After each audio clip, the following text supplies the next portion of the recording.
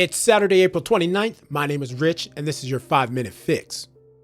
Okay, I'm sure you guys have heard about this. If you haven't, here you go. How scammers likely use artificial intelligence to con Newfoundland seniors out of $200,000.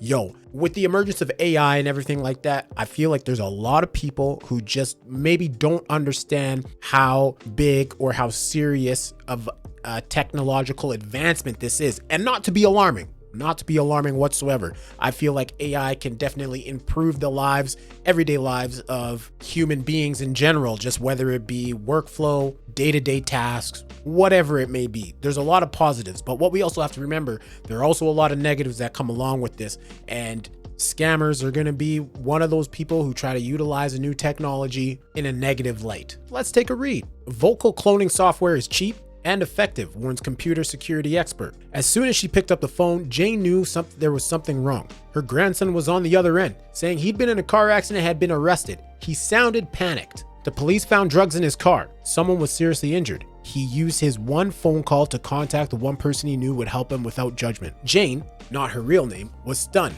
but promised to help without telling his parents. The phone was handed over to a police officer who gave her instructions on how to post bail. Her unconditional love for her grandson cost her $58,350 by the end of the next day. Damn. I really believed it was him, she said. This is from the CBC, by the way. The Royal Newfoundland Constabulary, I don't think I've ever heard that word before, says that at least 8 senior citizens lost a combined $200,000 to similar scams over a 3-day period between February 28th and March 2nd. Police say one man, 23-year-old Charles Gillen, came to St. John's from Toronto to collect the money in person. Wow, gutsy. Gillen was arrested on the tarmac at St. John's International Airport on the evening of March 2nd. He was on a flight leaving the province. If the goal was to get in and out, the man police say is responsible almost got away. That's about as close as you can get, said Constable James Cadigan. That's the goal of these sophisticated operations. It's a large sum of money, short period of time. CBC News has spoken to 4 of the 8 victims listed in court documents, but isn't naming them due to privacy and security concerns. Fair enough, you don't want them to get scammed again. Each of them said their grandchild had called them and said they were in an accident.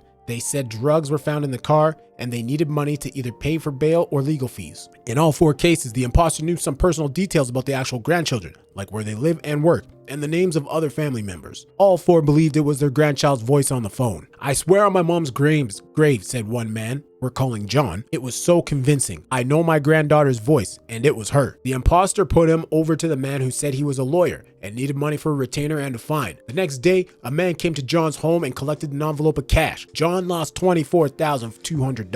Cadigan said the RNC has recovered some money, but they say the suspect Gillen was able to mail out packages of money before attempting to leave the province. How AI is changing phone scams. There have been reports of similar scams happening across Canada, with police believing a criminal network is responsible for targeting seniors from coast to coast. But how is it possible for them to replicate actual voices? Turns out it's quite easy, cheap, and effective, according to Memorial University Associate Professor and computer security expert Jonathan Anderson. You can clone someone's voice. And given the ability to do that, it's not all that surprising that somebody would do that for nefarious purposes, Anderson said. It's going to be more effective, especially while people get used to the fact that deepfake voices are a thing, and they are easily obtainable and easily accessible. Anderson compared it to photo altering technology. It's a little bit like Adobe produces Photoshop, and Photoshop can be used for a whole variety of purposes. And some are purposes we would be happy about, and some are purposes we would not be happy about. Anything for love. Gillen remains in custody after a bail hearing on Wednesday. He's facing 30 charges of fraud, extortion, and conspiracy to commit an offense. Police in Newfoundland and Labrador have formed a case management team and are working with teams in other provinces to figure out the full extent of the scam. Similar cases have been reported across the country, with police in Windsor, Ontario arresting 19-year-old and 22-year-old for very similar offenses the day before Gillen's arrest in St. John's. Anderson has a tip for anyone who might fall victim for the scam. Always try to protect yourself back in the driver's seat, he said. If they say they're calling from a police station, ask which one, so you can hang up and call back. John said he realized that lesson was a little too late. He called his granddaughter's cell phone and she picked up. She was in school, not in a holding cell. He's devastated,